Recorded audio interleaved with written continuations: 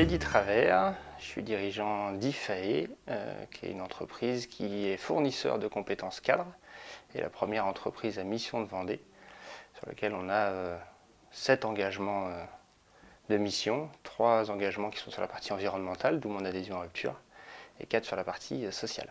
Vis-à-vis de notre entrée dans la commission Triple K, ça a été la création finalement de notre structure. On a créé IFAE avec cet ADN-là. On a créé IFAE avec cette envie, cet objectif d'impact.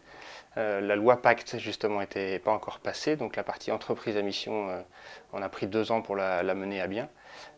Par contre, la notion de mesure et les tableaux de bord associés à notre activité, on les a depuis notre démarrage comme étant un équilibre entre la performance économique, la population et la planète. La prise de conscience, donc il y a eu en effet le démarrage, hein, le projet entrepreneurial a été une première prise de conscience. On s'est nourri de nos pairs. On a eu l'occasion de discuter avec Rupture, avec tous les dirigeants de Rupture, avec des héros. Eu l'opportunité d'aller aux universités d'été de l'économie de demain pour rencontrer des startups et des dirigeants aussi alignés sur ces sujets-là. Et donc la prise de conscience d'une nécessité de la comptabilité, c'était la comptabilité carbone ou multica, a été d'intégrer dans ce monde financier qui est aujourd'hui le cœur de l'activité d'une entreprise, une dimension exploitable par nos clients, nos fournisseurs et des investisseurs.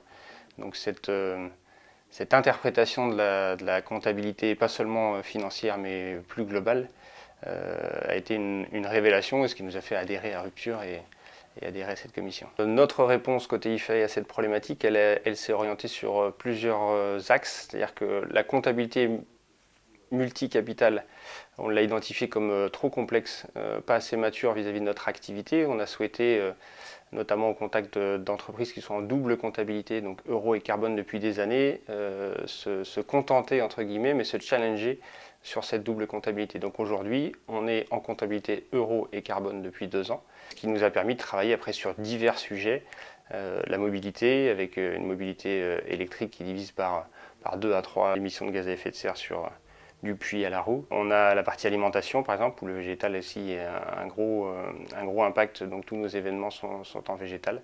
Voilà, plein de sujets divers et variés qui partent avant tout de l'émission de gaz à effet de serre, même si on n'oublie pas la biodiversité qui a des impacts plus forts encore aujourd'hui, mais qui est aussi également moins mature que la partie carbone. Donc notre impact et nos enjeux ont été identifiés sur la partie sociale, et on est RH de formation et d'appétence, donc toute cette partie sociale avec nos 4 engagements de mission sont bien pris en compte. Et sur nos 3 engagements de mission environnementaux, c'est la partie carbone qui est la plus prégnante. Cette commission Rupture nous a permis de grandir tant individuellement que professionnellement. Individuellement, je suis désormais en comptabilité carbone personnelle, c'est-à-dire que ça a des impacts sur le perso. Et professionnellement, on a aussi eu l'opportunité d'intégrer vraiment avec de la data, de la mesure, et d'être accompagné par des professionnels sur cette comptabilité carbone. Notre évaluation RSE s'est nourrie, existante depuis 2 ans, s'est nourrie de ces données-là, ces datas-là, et donc notre plan d'action évidemment est aligné avec ces enjeux-là.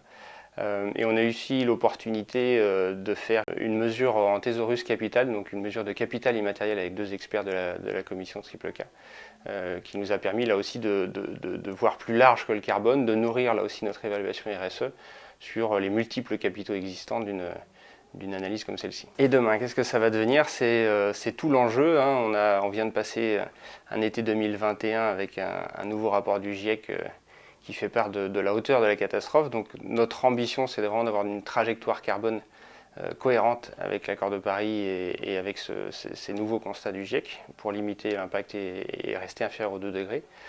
Ça reste un enjeu fort, notamment pour une entreprise en croissance.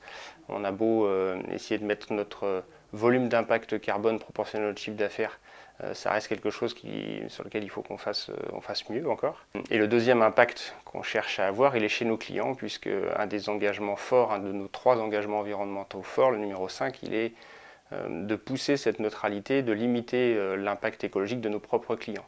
Alors, est-ce que tout le monde adhère?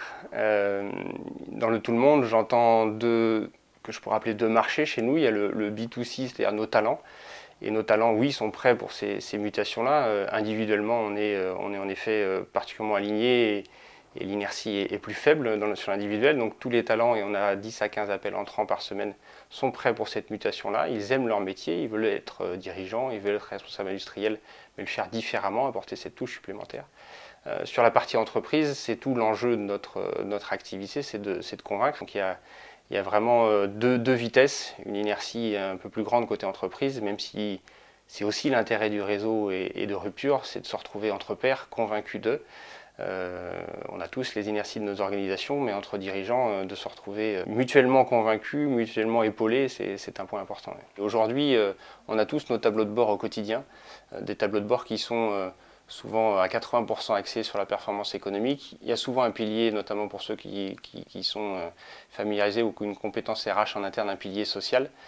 Le pilier environnemental, il est accessible et une start-up comme nous de 2 ans et demi, on est en comptabilité carbone, c'est quelque chose qui vous est accessible sur le pilier environnemental.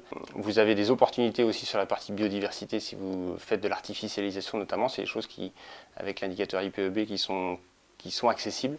Et nous, de notre côté, on a choisi la partie environnementale et la partie carbone comme étant un premier levier important sur nos 3 piliers. Donc pour poursuivre l'expérimentation, on va partir sur un indicateur social. On a beau être RH de métier, on a aussi besoin de fiabiliser une mesure sur cette partie sociale. Donc on a avec là aussi des adhérents en Rupture en réflexion sur des indicateurs sur ce pilier humain pour travailler l'employabilité, pour travailler le bien-être de nos salariés.